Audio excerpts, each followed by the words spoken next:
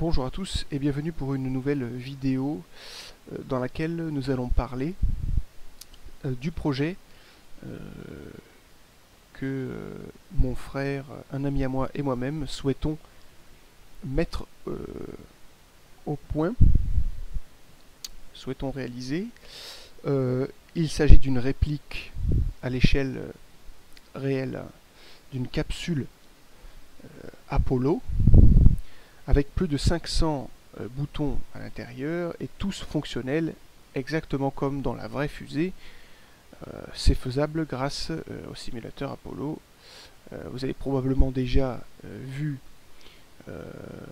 mes vidéos sur le pilotage des fusées Apollo, mes tutoriels, sur lesquels je traite de quelques aspects intéressants du pilotage Apollo.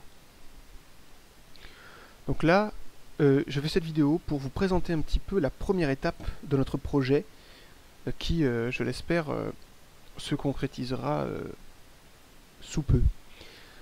En effet, pour construire la capsule entière, on a besoin d'abord de s'assurer qu'on est capable de le faire. Et donc pour ça, on a méticuleusement sélectionné une région du cockpit que l'on va construire séparément du reste, dans un premier temps, comme un prototype en fait. Et avec ce prototype, eh ben, on aura l'audace, ou le culot peut-être, je ne sais pas, de proposer des demandes de fonds participatifs parce que c'est un projet qui va nous coûter relativement cher. Alors, voici le modèle 3D de cette partie du cockpit que j'ai mis au point récemment. Alors, il s'agit d'une pièce du cockpit que l'on appelle l'EMS, Entry Monitoring System, qui intervient dans les phases de rentrée atmosphérique notamment, mais aussi toutes les mesures en fait de delta V, d'accord, de modification de vitesse et de modification de vitesse différentielle au cours du vol. Voilà. Alors, à quoi ressemble cette EMS en vrai? Dans le cockpit, il se trouve là-bas.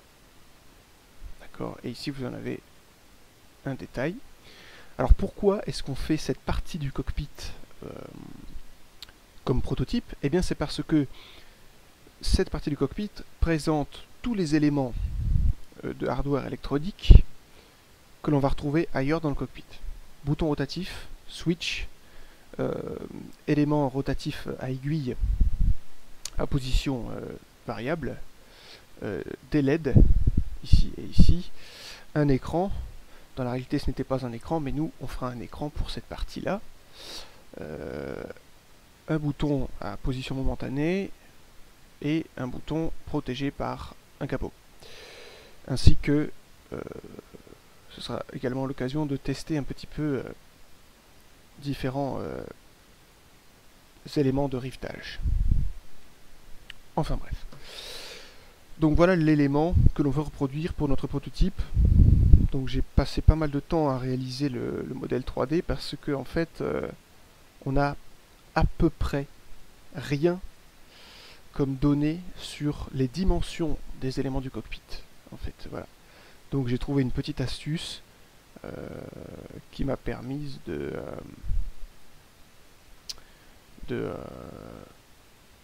d'avoir les dimensions en fait du vrai EMS.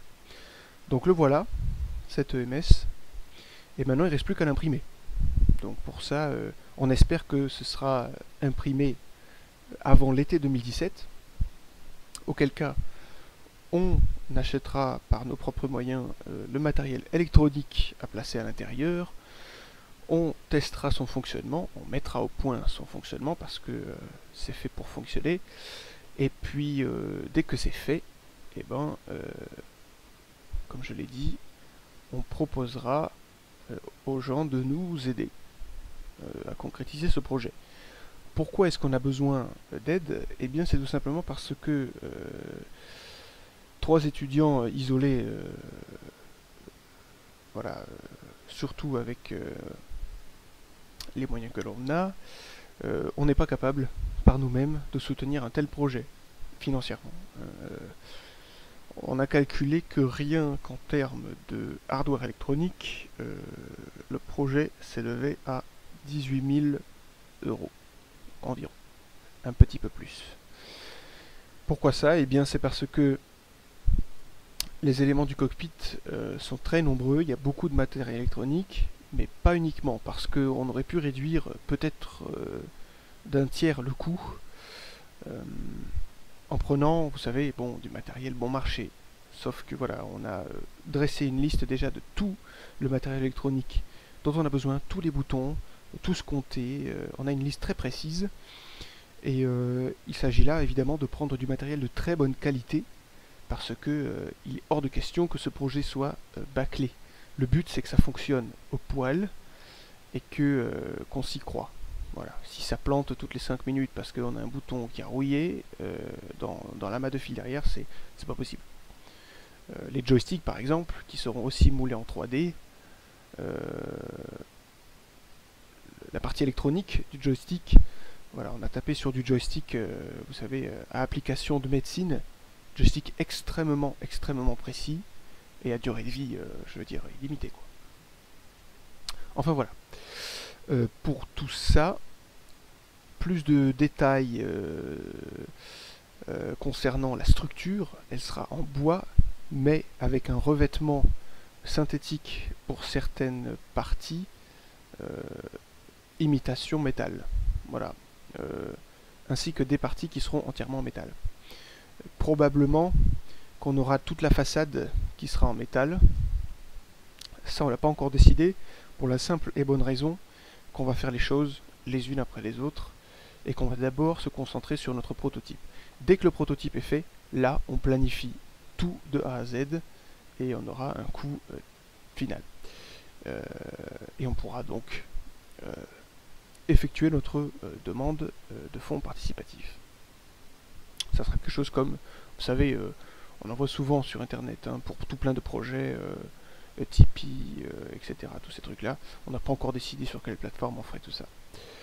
En tout cas, on espère que le projet vous semble intéressant, parce que pour nous c'est quelque chose de passionnant, ça va sûrement nous apprendre plein de choses, ça nous a déjà appris plein de choses. C'est une idée qui est venue dans notre esprit, en fait, parce que mon frère et moi-même avons déjà réalisé 2 cockpits ensemble. Un cockpit imitation de F-16, d'avion de chasse F-16, qui n'est pas tout à fait achevé encore, mais qui est relativement bien entamé. Et puis un cockpit pour le simulateur orbiteur, celui même pour lequel on fait Apollo. Un cockpit avec une trentaine de boutons, assez simpliste, qui nous a permis de nous faire la main un petit peu sur comment est-ce qu'on gère le logiciel orbiteur. Voilà ce que j'avais à dire. Donc n'hésitez pas à vous abonner à cette chaîne YouTube afin d'avoir la suite de l'histoire. Également la page Facebook de notre projet. Vous trouverez la description, le lien dans la description. Et puis je vous dis à bientôt pour, je l'espère, la présentation du prototype imprimé. Je vous remercie. Hi everyone and welcome for a new video about Apollo. I'm doing this video because maybe you already know, maybe not, that a friend of mine, my brother and I are building, well, we are willing to build a full replica, functional replica of the Apollo capsule, okay, using NASSP. And we are actually about to proceed to the first step of our project, which will be to build a prototype of a part of the cockpit. And this is a precise part of the cockpit we choose because well, you will see why. Here is the 3D model I designed, okay, of this part of the cockpit. It is about, you can see the ruler here, okay, so you can guess the size. And we actually designed what we call the entry monitoring system, EMS, okay? The entry monitoring system, which is this part of the cockpit there, okay? And here you got a more detailed view of the EMS. Why do we choose to make the EMS as our prototype? Well, let me tell you that if we succeed into making this thing functional, this will signify that we are technically capable of building the whole cockpit, okay? Because we have a rotary, a screen, switch, needle indicator, LEDs, momentary switches, and protected switches, which is in fact exclusively what you have in the whole cockpit, okay? Even those levers there are going to be some kind of switches, okay? And these indicators are going to be finally the same. It's technically the same process that this element. The only thing that we will not, let me say, test when building our EMS is this part, because we do want to make this as a real FDAI, which means with a ball actually turning in. Anyway, so here is our 3D model of the entry monitoring system for the different elements. The screen is going to go there. We're going to see the screen from there.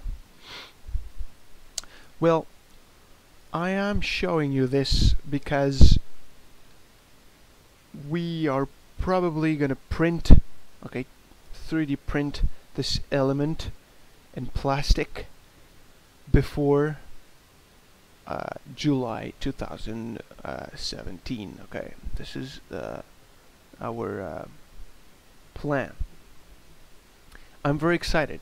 Okay, I'm very excited about that, because Apple is, for me, you know, to me, it is a true passion, and I'm excited to think that we are actually going to start our Apollo capsule project. My brother and my friend are actively working on it, you know, programming and preparing for the 3D print operation, and I am something like the pilot and the designer of project. I'm making all the plans, all the hardware listings, all the structures, parts, design, okay, 3D parts. As you can see on the Facebook page, the link will be in the description. I already built the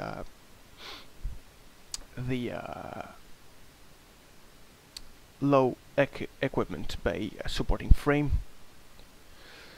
Yeah, I know, it was on November 2016, but you know,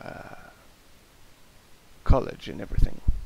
Anyway, we are back at it, and we are really willing to build our prototype before the end of 2017, maybe sooner. And another thing I have to say is that this project is going to cost a huge of our time, but also it is extremely expensive. We are actually planning on 18,000 euros, which means something like $20,000, only for only for electronic hardware. I mean, I'm not even talking about the metal parts of the frame, etc. So yeah, we're probably gonna hit the $100,000 for the whole project, maybe more. I don't know. We are actually planning on we are making our provisions. Anyway, at the instant we will have this prototype working, we will release a full document to present all the aspects, okay, of our project, and to support, to have some arguments, because we will launch